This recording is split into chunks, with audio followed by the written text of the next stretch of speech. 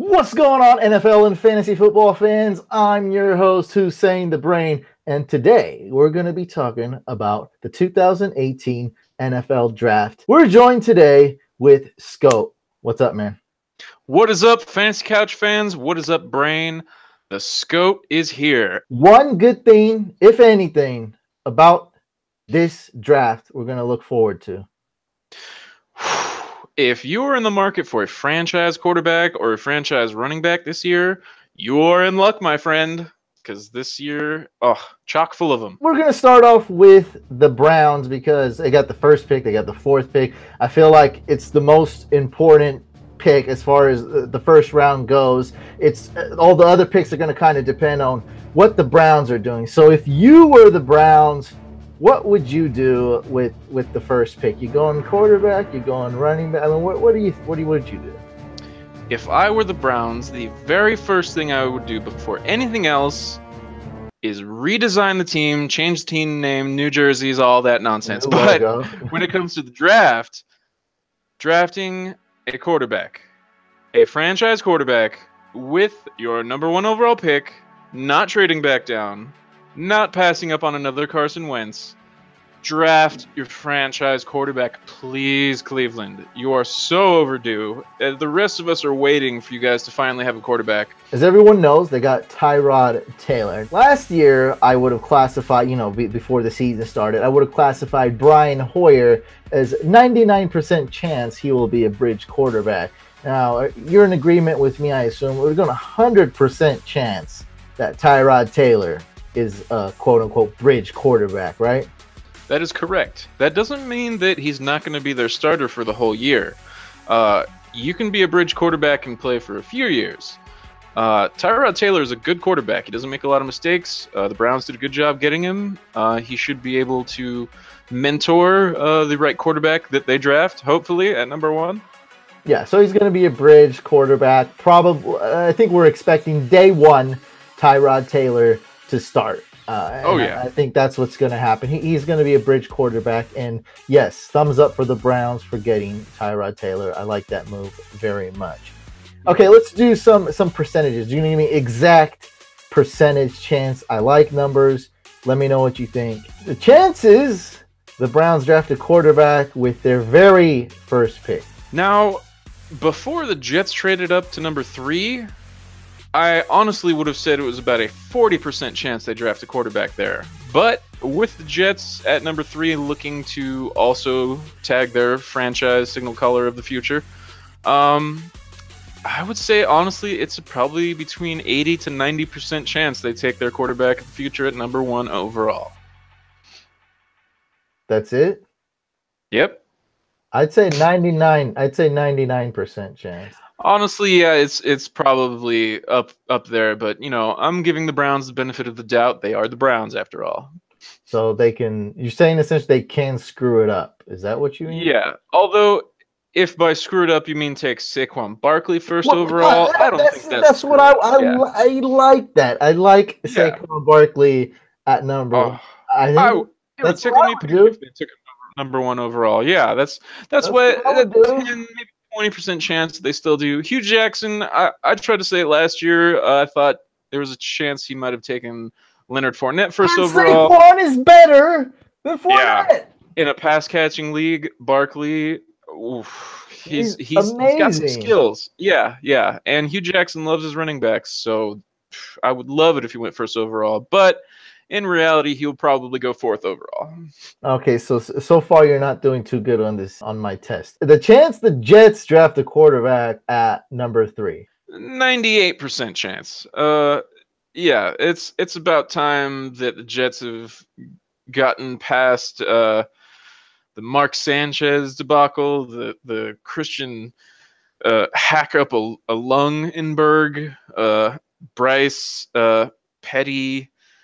Oh, there's no even his name is a pun. He's Petty. Yeah, the Jets. You need a quarterback just as bad as the Browns. So that was the wrong answer. The correct answer is 99.999. That was the right answer. 98.76. So you didn't do too well, but okay. I'm failing. Move on.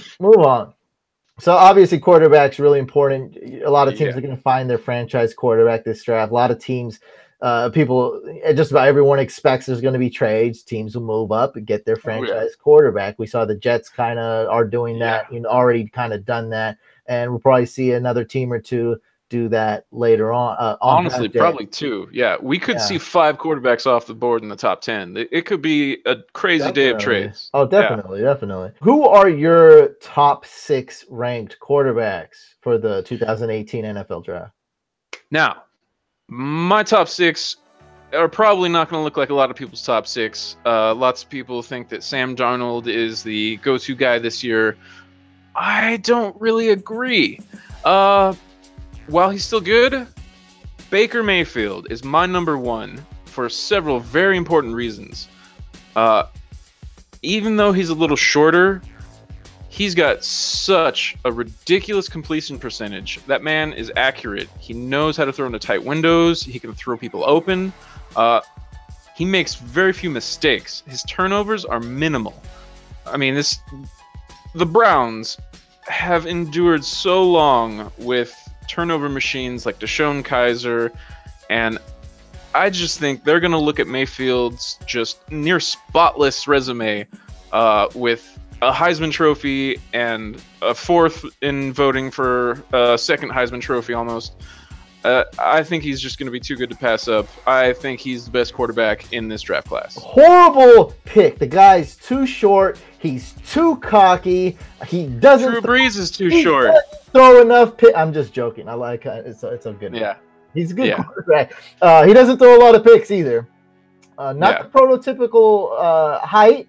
No. Yeah. But again, Drew Brees. Drew Brees has put together a Hall of Fame career, and he's what do they like to do it? Like 6 foot 0.25 inches or whatever. 1/8, whatever. Yeah. So I mean, I get that. Look, Aaron Rodgers was too cocky too, and I mean, that's what.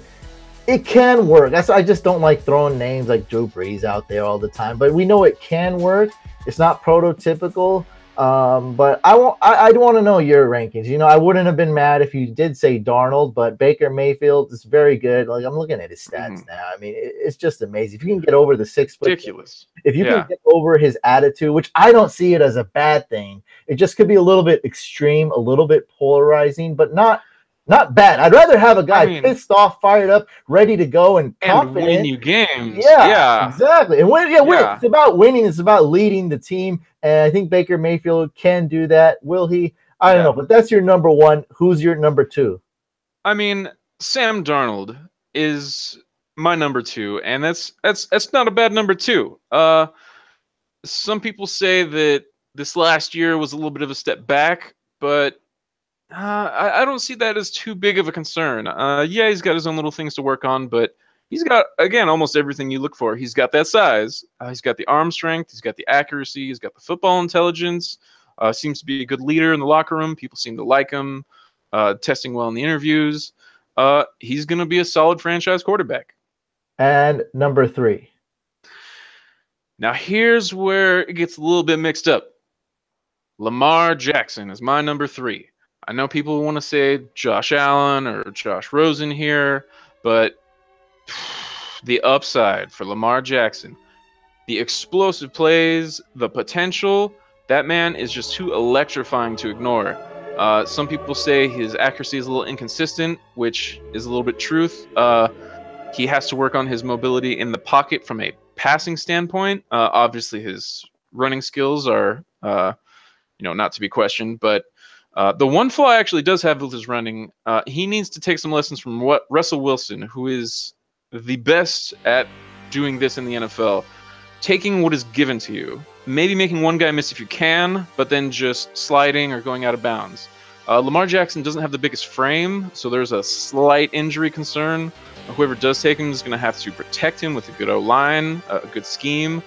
I mean, if you build around this man, he can be your franchise signal caller for years to come.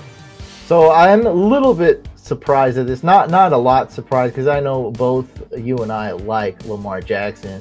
Hands down, most entertaining college player to watch. I mean, the guy's just crazy. But you rank him so high because of the upside, right? The potential, because he's also a Heisman Trophy winner. He does have, when he's on his ball, he does have great accuracy, deep ball. Sideline routes. He's got potential. He shines, but he just needs that little bit of polish. The risk is there, though. If he needs to go to a right coach. The coach is going to be huge. The system, do they change it? That's going to be huge. You got to build a scheme around him. Yeah, he has to work on the stuff that you said. He's got to stay healthy. He can work on. Yeah, he's got to take less. Russell Wilson. How I classify him, the smartest running quarterback. Just how he does it. He runs slightly faster than the defenders. Avoids most of the hits. Doesn't do anything dumb. He's just a very efficient runner. Russell Wilson isn't the fastest quarterback I've ever seen. He's just amazing at avoiding the hits. He got a little bit of magic. He does it the right way. He doesn't get injured too much. So we got to see him, not take unnecessary hits. But all this stuff, though, you're saying he can improve this stuff, right? The pocket and the unnecessary hits. It can be. I mean, some stuff is tough to like Baker Mayfield's never going to improve his height. You can't coach speed. Yeah, you can coach technique and footwork, but you can't coach speed. And Lamar Jackson's got it. So we got in case if you haven't seen YouTube Lamar Jackson highlights, and you will be entertained for 20 minutes or so. YouTube Lamar Jackson highlights, and your computer's gonna freeze. Like you're gonna have to quit Google Chrome. Your cell phone's gonna be too hot. It's gonna be it's gonna be some problems. So just a fair warning, disclaimer there, guys. But we've all seen. If you're on Twitter, if you're on the internet, you watch college football. I think that's the number one player we've all seen. So quick recap: number 1 Mayfield, number 2 Darnold, number 3 Lamar Jackson, and number 4. Number 4, I'm sure everyone's waiting on the edge of their seats to see which Josh comes out on top. And it is Mr. Rosen. People say he's the most pro-ready quarterback in this class, and I just don't see it. I mean, the man is 17-13 as a starter at UCLA, and that just doesn't say leader to me. Like, Baker Mayfield went 38-8.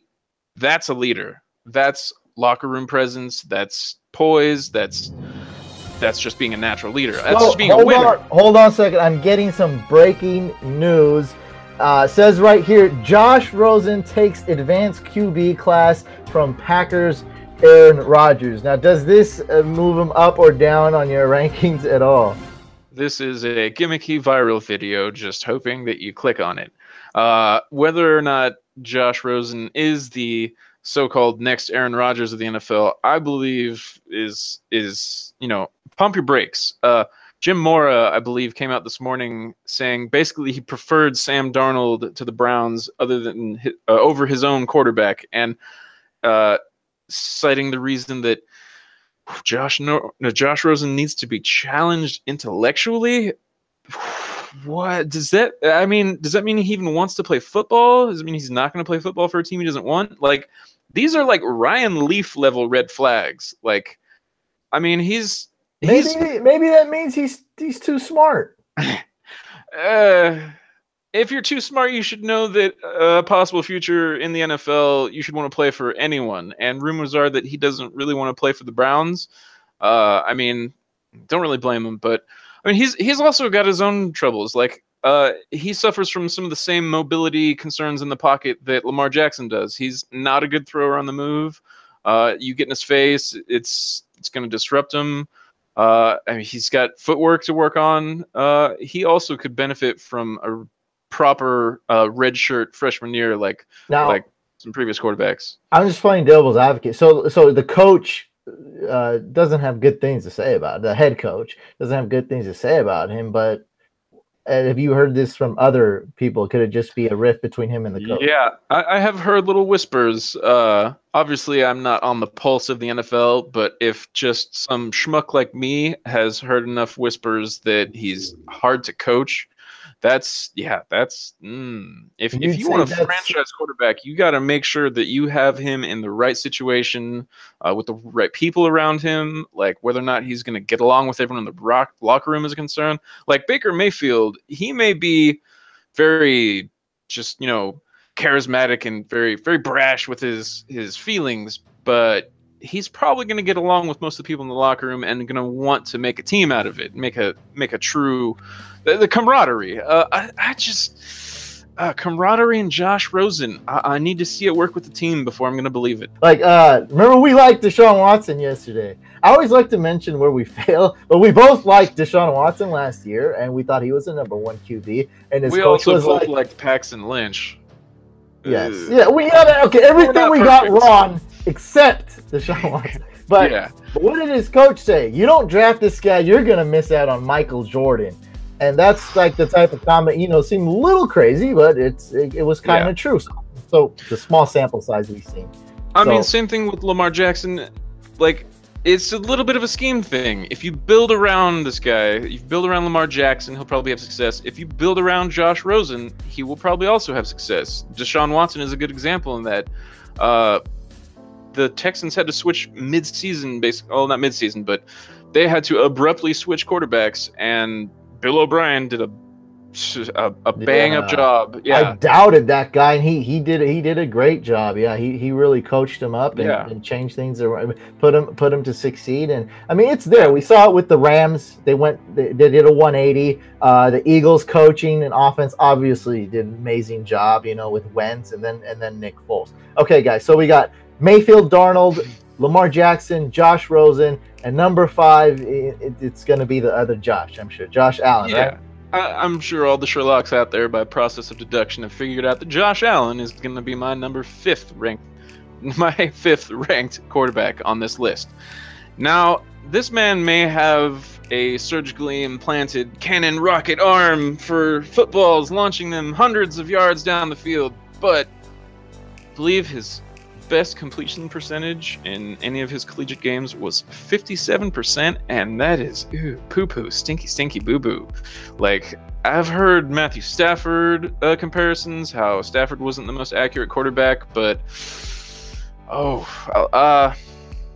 Josh Allen is not only not the most accurate quarterback, but he was not the most accurate quarterback at a relatively low level in college. Like, he only faced a handful of really good defenses, and they shut him down. Like, I'm talking multiple picks, no touchdowns, stinky poo-poo. Yeah. Where are people ranking Josh Allen? Number 4, usually? I mean, number 3, or...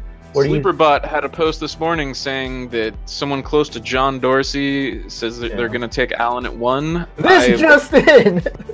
Yeah. Friend of Breaking news! Browns will take Josh Allen at number 1 and Saquon at 4 is still there. This is not a smokescreen. It's like so much of a smokescreen that maybe it's the truth. Because that's not the first time I've heard that too. Like, it was like a few months ago that someone was saying the same thing, and I just feel like Tyrod Taylor would be the perfect bridge quarterback to Baker Mayfield. Like, they're both similar in that Tyrod doesn't make a lot of mistakes. He doesn't turn the ball over a lot. Baker Mayfield may not be as fast as Tyrod, but he's got some athleticism. He can make people miss in the open field. Josh Allen. He's got a lot of raw talent, but keyword there is raw. Like, This is a man who, like Aaron Rodgers, would benefit from a few seasons behind some savvy veteran to teach him how to not suck, basically. So what we're going to do before we reveal number 6, the big reveal, next week, you and I are going to do a live NFL mock draft on YouTube. We'll have the chat box open so people can chime in. We'll go through every single pick for the first round. So... you go a little, I got the consensus, the popular picks, and then you rip that to shreds. It's not that emotional because it's just consensus. Set it on fire. Yeah, but it's not a big deal because it's just I'm just I'm just crunching numbers here. Yeah. My opinion has very little to do with it, but I think you'll do, regardless of how bold. You usually go pretty bold, regardless of how bold you got, but still 1 foot in reality and 1 foot bold, right? Is that a good way? Yeah. But okay. Yeah, that's fair. You're probably going to be better than Mel Kiper. even though he seems to know a lot about each one of these picks, he is just horribly inaccurate. It's like, a blind man picking names, would do a better job. I don't know. So Mel Kiper came out. Get Bayless in a nice soundproof room together and gosh. Yeah. So Mel Kiper came out with his latest mock 5 days ago. He's got Josh Allen going number 1. And what's up? He's that's not going to be my number 1. Mel Kiper is probably he probably is the smoke screen. Right. He looks like a smoke screen. That hair looks like smoke sitting on top of his head. I swear I just thought of that while I was doing it. He he's making that good ESPN money. It's consistent. He's got that job, 20 years, getting paid every day. But how about if you could make twice as much? Maybe he could be just the troll. Maybe he could just be in his own world. Maybe he could just suck. He could just be weird. Or maybe he's making a little bit extra cash by promoting these smoke screens. I mean, he's the guy. He's one of the main mock draft guys, and he's a draft analyst when they're doing the draft. He seems to know a lot about each person. I never was he doesn't know about. He knows about each person. He does his work. That's his job. Is the mock draft. He better. He's getting paid for it. Well, why is he so inaccurate? It could be wrong. You better know. Why is it so wrong? It's the most inaccurate every year. The truth and fact are not always the same thing. The truth and fact, no, dude. I'm telling you, he's taking money. The Smoke Screen Incorporated is paying him a little bit of money. Look. All right. 3.0 mock. It's just a crazy conspiracy. I know, but I'm saying it could happen. Just maybe take a little bit of money, put Josh Allen here. That's what you're gonna do. You want this cash? Yes, I do. I can put it here, up here. Anyway, my number 6th ranked quarterback. Number 6 ranked quarterback. Go ahead. Most people are gonna want to expect to see Mason Rudolph here, but I think that man's numbers were inflated by the system he was in and just James Washington taking the top off of defenses all the time.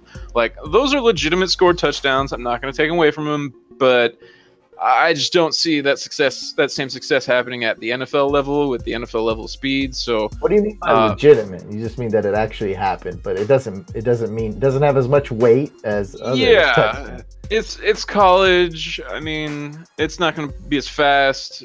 It's a little bit easier to score touchdowns in college. That's basically what I'm trying to say. So at number 6, I actually have Luke Falk, a man who may not have the most arm strength, may not have the most leadership, but I personally think he's a tough ass quarterback, and he has really good timing and really good precision on his routes. He can shine in the right system. He got banged up a lot. He never had a great O-line. He's got a little bit injury concern, but I feel like if anything, he played through adversity and might have a little bit of chip on his shoulder. So I wouldn't be surprised if he probably won't be drafted too high, probably a 4th, 5th round quarterback.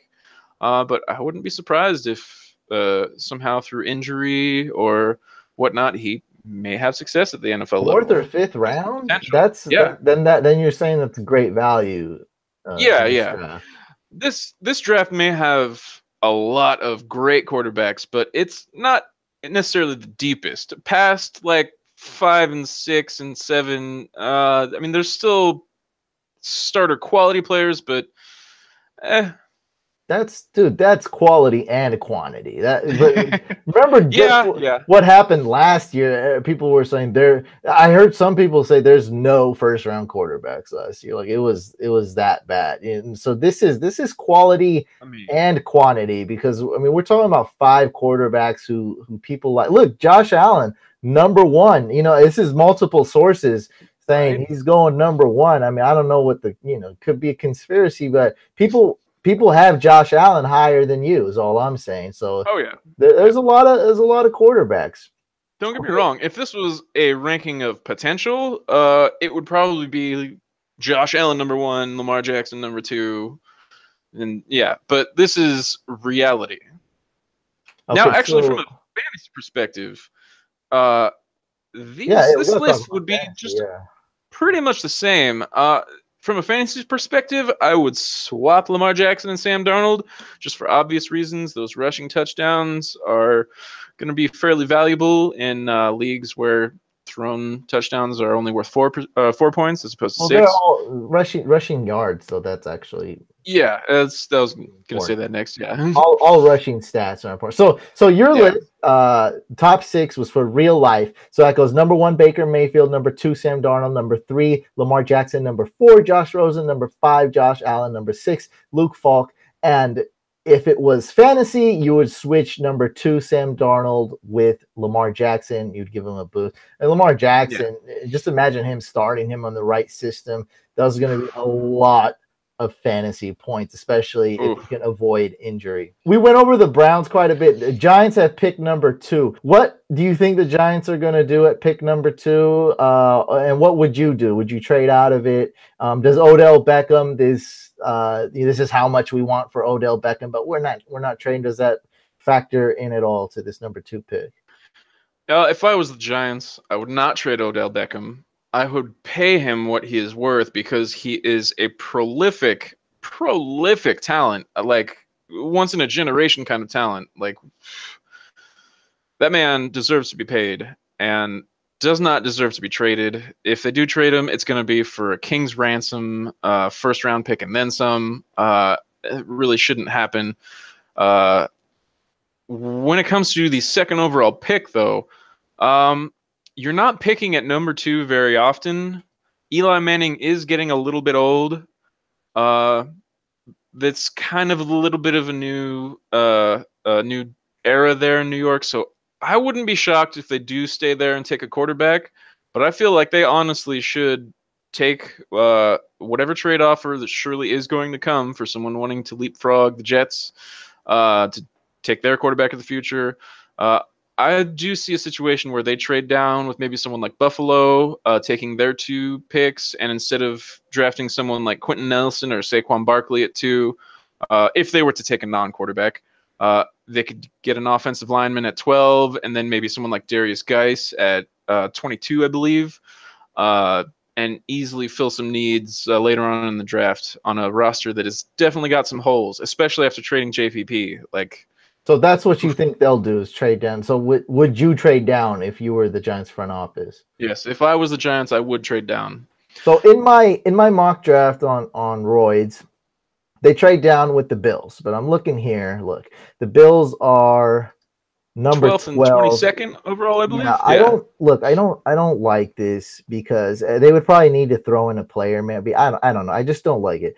I think the Bills, if they were to trade down for it to be smart, be good for me to like it, which is very important, they have to go down to number 5, the Denver Broncos, because with number 5 you'll still get maybe the best defensive player, the best running back, possibly Nelson could still be there, the best offensive lineman. If the Giants trade down, though, and I wouldn't trade down. I would just go get Quentin Nelson or Saquon Barkley, because last time this team won Super Bowls, they actually had a running back. And since never having a running back, they haven't won a Super Bowl. They've been disappointed. They haven't even made it to the Super Bowl.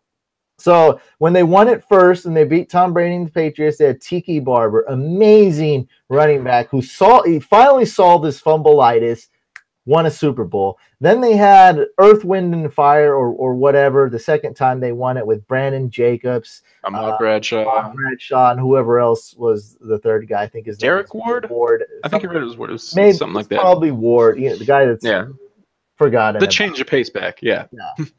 But they had running backs, and ever since then, who do they have since then? They had like the Raiders backup.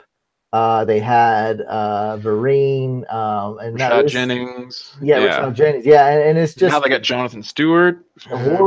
John Stewart, who's like okay, but he's old and he's just okay. Which is that's why I'd love it if you got Jonathan Stewart and Saquon Barkley. But look, whatever decision they make, as long as they don't trade down too much, I'm cool with it. They could go get Quentin Nelson or Saquon Barkley. Just take the best player. You need offensive line. You need a running back to win a Super Bowl. I absolutely love it. I mean, just think about it, bro. You got Evan Ingram. Sterling Shepard, Odell Beckham, and Saquon Barkley. I just might draft Eli Manning, even without an offensive line. You don't need that in fantasy. Put that beer down right now. Yeah. Don't you cloud your judgment like that. You don't need an offensive line. I'm drafting Eli Manning. I'll take Eli Manning in round 12. Nobody likes him anymore. Recency bias. So I do agree with Odell though. Don't trade Odell. I mean, I could see them taking a non-quarterback at 2, but like I said, you're not picking at 2 very often. Eli Manning is getting old. There's kind of a new regime there. No, go win a Super Bowl now. Get a running back and go win a Super Bowl, or at least get Quentin Nelson. Go win a Super Bowl. That's more reason to go take it now. Forget about that. Go draft your guy. Go draft Luke Falk. You'll get him in round 4. Maybe round 3 if things go crazy. He'll be there. Let's talk a little about Saquon Barkley, because we said Lamar Jackson, most entertaining player to watch in college, and I think number 2 is Saquon Barkley. I'm just infatuated with this guy. The way he plays in the fourth quarter, the way he catches the ball. I mean, just everything, his vision, everything's just amazing. And he plays playing at Penn State. Offensive line wasn't good all the time. Is his comparisons to the great LT justifiable? Slightly. LT was a little bit better at a few things. Is a bit better of a pass catcher. I mean, LT is probably one of the best pass catchers the NFL's ever seen. Yeah. Barkley's got a little bit of Barry Sanders in him, in the fact that he kind of doesn't know when to just take a handful of yards that's given to him. He's all too often bouncing out to the outside and, trying to find a second lane.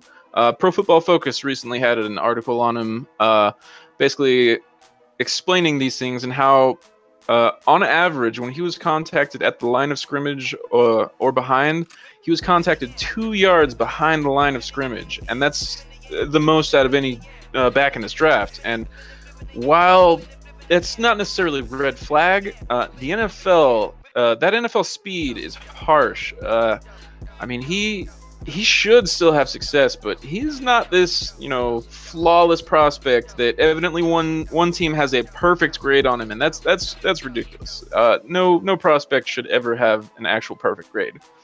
I think this guy's amazing, but I mean the con you point out is it's right. Okay, it's a tiny con. It's just one little flaw in a nice. Con is he tries to shake and make moves. We saw sometimes. Tries too hard sometimes. We saw like Shady do that, like his last year on the Eagles. When it wasn't working out. A little bit of that, like he tries to make something when he just needs to take the 1 yard loss or just dive and get it. But I'm gonna give him an excuse here because his O-line sucked. When I watched the film on Saquon Barkley, sometimes they couldn't get the handoff. And sometimes they get the handoff, and I'm like, good job, Saquon. You held on to it. Because, immediately after the handoff, he was getting tackled. Dudes were getting untouched. There's someone in the backfield. And it just, that happens once or twice every now and then. But it happened a lot. It happens rarely in the NFL, for sure. It just shouldn't be happening. So we give quarterbacks excuses all the time. Oh, his O-line sucks. Oh, he needs a running back like Eli Manning. Take the pressure off of him. He needs receivers. Like who did Tyrod Taylor have to throw the ball to on the Bills? And this and that. His scheme. This is all these excuses for quarterbacks, right? He's getting hit a lot. He's frustrated. Whatever. I think we can give Saquon Barkley one excuse. Like it's not like his O-line was good. He was getting tackled. When they were handing off the ball. So he did. I saw he was some dumb moves. Instead of going this way, he went back 7 yards, which is just stupid. But I'm going to give him the benefit of the doubt. I think it's the comparison with LT is fair. I would draft him number 1 overall if I was the Browns. I just can't. I'm tunnel vision. I can't get past not drafting Saquon Barkley. I would go get him. I don't even care how stupid it is. I'm not saying he's a bust, but no way am I saying he's going to be a bust. I think he'll have success. I just, temper expectations just a little bit. He's still going to be a rookie. I mean, Leonard Fournette, there was a clip from training camp last year where someone laid him out, and he was supposed to be this, Hulk of a running back. Yeah. So, yeah. So that's Saquon Barkley. What I'm interested in though, and we'll talk real life and fantasy in this, but especially in fantasy, you saw Kareem Hunt, Alvin Kamara last year. So some amazing running backs in both real life and fantasy. And what are some sleeper running backs? Like I don't know. I think round 4 is when I'm gonna be like, this is some real sleepers. Maybe even round 3. So who's round 3, round 4, or later? Some running backs that can have an impact on their team and on fantasy teams that you think? I don't know if he'll last as far as round 3 or 4, but Rashaad Penny. I don't even know if he's still a sleeper at this point because he's starting to get on a few more people's lists. Rashaad Penny, this man, he can make people miss. He can catch the ball. He's a thumper. Like, he will meet contact and then push himself forward for more yards. This man should have success in the NFL. While he's lacking that true elite breakaway speed, he's definitely got playmaking ability. I love me some Rashaad Penny. I honestly hope he goes somewhere where he gets a true chance. There's another man by the name of Kalen Ballage. This is going to be a little bit of a deeper sleeper because he's been a little bit inconsistent. He had one game where he scored 8 touchdowns in a game in college, and that's a kind of production that you can't really ignore.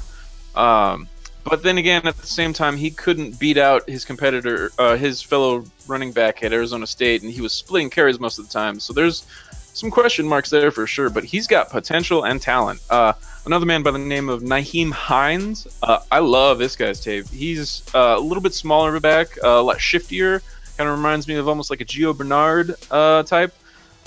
Very talented, but yeah, smaller size and stature might lead him to fall in the draft. Could be a steal, could be a sleeper. Again, right system, who knows? Kerryon Johnson, Royce Freeman are two kind of similar backs that I also both love. Royce Freeman, though, I mean, that man is a thumper. Like, if you want a solid 3-down back, Royce Freeman can be your guy.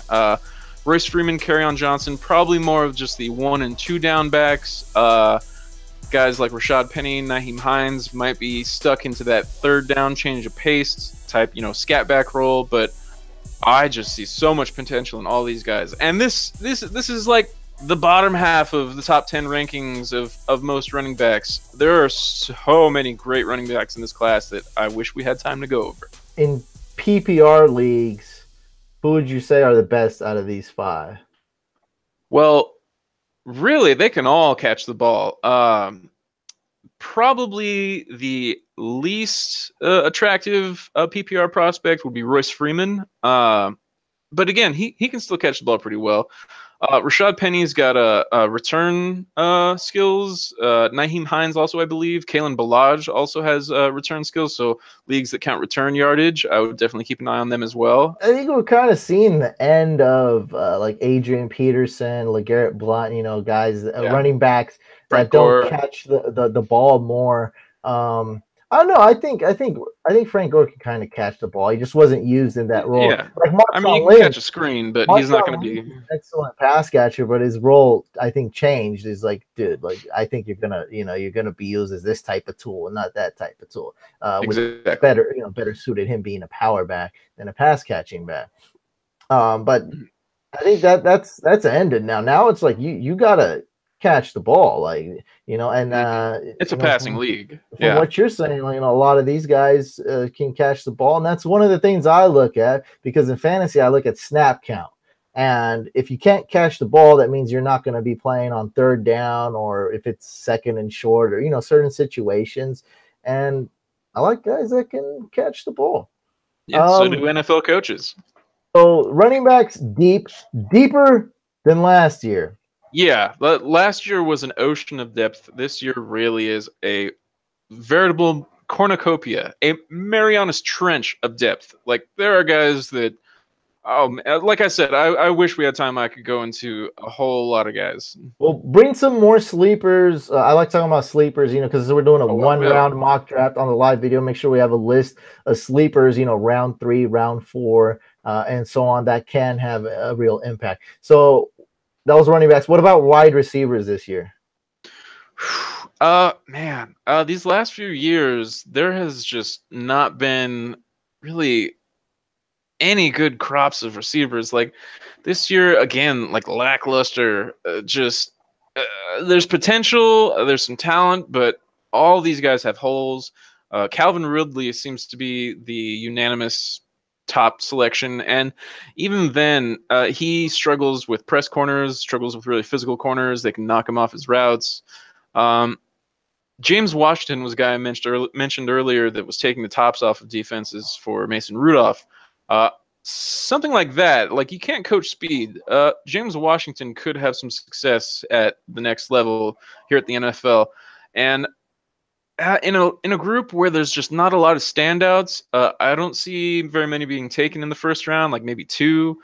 Christian Kirk is one guy that's been slotted to some teams in the first round. DJ Moore.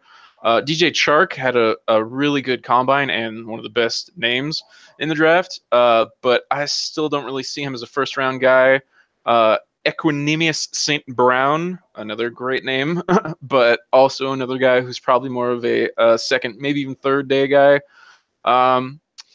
There's one particular wide receiver who's really kind of in the bottom of the rankings, but he's got potential. He's got size. He's got catching ability, like fantastic catching ability. He doesn't have the speed or the crisp route runnings, but Auden Tate, this man, if he gets in the right system, he could be a red zone magnet.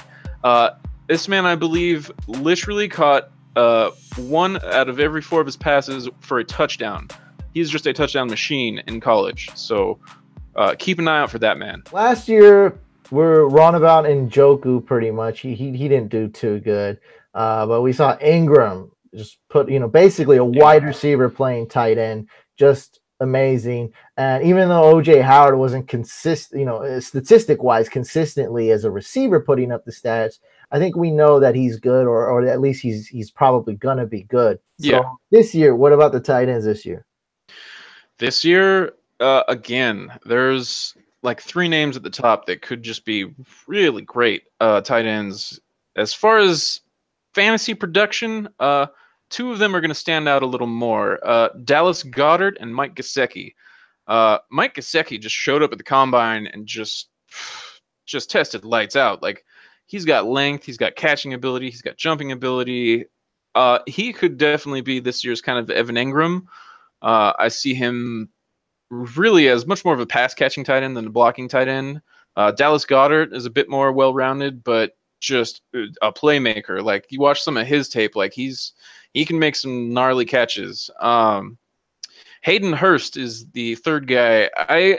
I see him a bit more of the David Njoku, OJ Howard. Like, it's a bit more well-rounded, a bit better of a blocker than a route runner. He still could have potential, though. I mean, again, it's all system fit, scheme. Like, where do they end up? If he ends up on the Eagles, he'll probably be behind Zach Ertz and probably won't have any production. But if he ends up somewhere that needs a tight end, you never know. But Mike Gesicki is the one in fantasy that has the potential to be a tight end 1, is what you're saying, and the others probably no. Yeah, I'd say Gesicki has the most upside.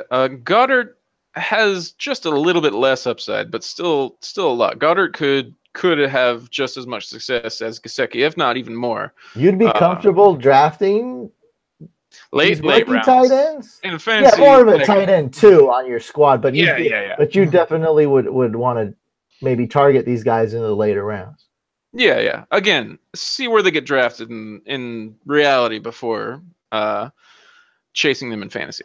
Yeah. Okay, look, we like to get hype, we like to do videos, we like to talk about the draft, but reality is, whatever we say, we have to see where these guys are getting drafted. And before we end this video, I know we got to see where they get drafted, but anything, before the draft happens, fantasy football dynasty wise, anything you want to say before we end this? I mean, from a dynasty standpoint, unless you have a massive void at quarterback, like if Eli Manning's your only quarterback, really you want to be looking at the running backs in this draft. Gosh, you hate Eli Manning. He's just a good example of an aging quarterback that has been on the decline and might be on the way out soon. Unless they get Saquon Barkley. Maybe. It's pretty much who Dynasty Leaguers should be targeting for that #1 overall pick. And there's a lot of talent with these quarterbacks. By all means, if you got Eli Manning and you have the #1 overall spot, you obviously need a quarterback. You trade away basically Saquon Barkley and you stock up on either Sam Darnold or Lamar Jackson, Baker Mayfield. Like those 3 guys, you could do a lot worse in Dynasty. Look, if you got the first overall pick, okay, and for some reason you don't want to draft Saquon Barkley, trade out of there. But I really don't see much. I just say just draft Saquon Barkley. I think it's a no-brainer. Yeah. But for some reason, if you don't, just trade out of there. I know you guys in your dynasty leagues love to do all these creative, crazy trades. Just make one of them happen. Look, the Colts just did it. That's very nice for them. They did a good job. Just make one of those trades. RG3, right? They did that. Washington did that to get RG3 #2. Just make one of those trades in your dynasty league.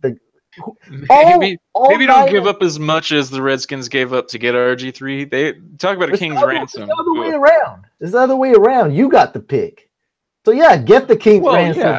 This is the other way around. So from that perspective, This is if you have the first over, and there's going to be 9 other guys, 11 other guys who want to draft Saquon Barkley. Everyone wants the #1 pick. Everyone wants to draft Saquon Barkley. So make that trade. Don't be that happen. guy to give up too much for Saquon Barkley, though, because most dynasty draft first rounds should consist majorly of these running backs like Darius Geis, Ronald Jones, Sony Michel, Nick Chubb. All these guys could be just future superstars. That's there's good so advice. much talent. That's good advice. Don't trade everything, just to get the first overall pick and get Saquon Barkley. I do like that advice. Remember, next week, guys, we are doing a live NFL mock draft. Make sure you tune in. The chat box is going to be there. You guys can chime in, talk about how crappy our mock draft is or who you draft, because you know what's better for the franchise. Well, better than the Browns at least. All right, Tell guys. us who you want for your team. Make sure you like the video.